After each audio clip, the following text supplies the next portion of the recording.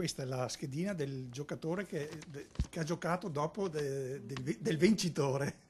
Ecco, questa mattina si avrebbe mangiato le unghie, per non dire qualcos'altro. La schedina delle 10:23 di sabato mattina, probabilmente alle 10:15, in questa tabaccheria di Via degli Scavi a Montegrotto è entrato il vincitore, un uomo dal volto sconosciuto che potrebbe aver giocato anche soltanto 1,50 euro, ma si è portato a casa 1 milione di euro.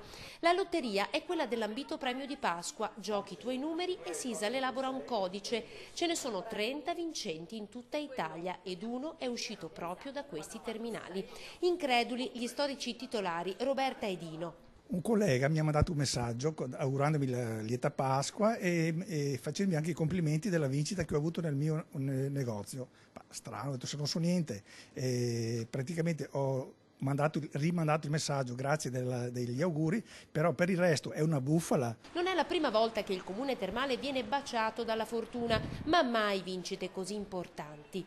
Tantissimi anche i turisti che in queste feste hanno preso d'assalto il comune di Montegrotto. Qualsiasi persona, perché dal più piccolo all'operaio, diciamo il più basso, all'albergatore, il top, tutti quanti abbiamo problemi. Sì. Cosa significa vincere i soldi al giorno d'oggi?